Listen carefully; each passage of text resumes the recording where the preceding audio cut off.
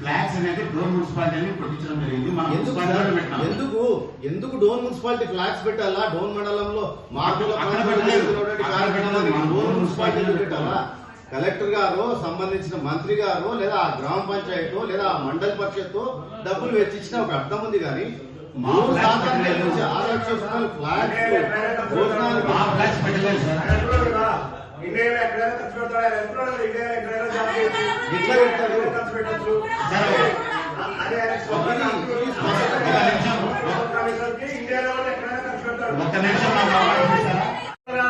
డబ్బులు కాజేస్తున్నాడు, బిజినెస్ చేస్తా ఉన్నాడు ఇల్లీగల్ గా. ఇప్పుడే సార్ చెప్పినట్ల ఒక కమిషనర్ స్థాయి ఉన్నటువంటి ఎగ్జిక్యూటివ్ ఆఫీసరు మనం మున్సిపల్ సెక్రటరీ యాక్ట్ ప్రకారంగా సొంత బంధువులు కానీ, కుటుంబంలో కానీ, ఉద్యోగాలు కానీ, ఇంకో రకంగా అధికారాన్ని దుర్వినియోగం చేయకూడదు.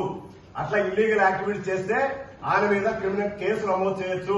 ఆ కేసు నమోదు చేయాలని చెప్పేసి ఎమ్మెల్యే గారిని, చైర్మన్ గారిని, కౌన్సిల్ ని ఓ ప్రకారం డిస్కార్డ్ చేసినటువంటి, ఇల్లీగల్ గా యాక్ట్ చేసినటువంటి ఆయన మీద కేసు నమోదు చేయాలని కౌన్సిల్ లో తీర్మానం చేసి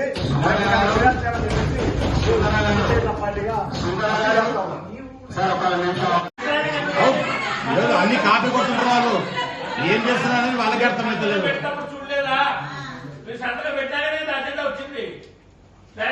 చెప్తాం చెప్తాం కాదమ్మా. మేమేం మాట్లాడతాం, ఏం ప్రాబ్లం చేస్తాం అనేది రికార్డ్ చేసినాడు అప్పుడు. అందుకని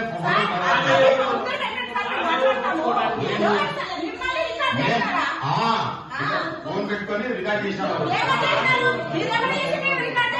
వాళ్ళు మాట్లాడే మాట కొట్టాడుతున్నారు, ఏం అడుగుతున్నారు, అవి రికార్డ్ చేస్తున్నాడు.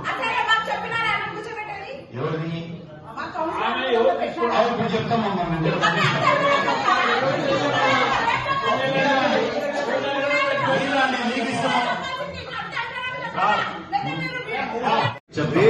వేరే స్టోరీ వద్దు, టైం లేదు, చెప్తామండి.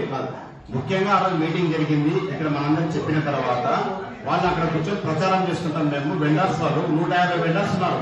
ఎవరైనా వచ్చి కూర్చోవచ్చు, బయట పబ్లిసిటీ చేసుకోవచ్చు. మాకేమి ప్రజలతో వాళ్ళు సోలార్ పెట్టించాలి. ఎవరితో పెట్టించిన, ఎవరితో చేయించుకున్నారు మాకు అనవసరం. సో పర్మిషన్ మీరు ఇచ్చినారు అక్కడ కూర్చోడానికి? మాకు టార్గెట్ ఏంటి, వెండర్స్ ఎవరైనా రావచ్చు.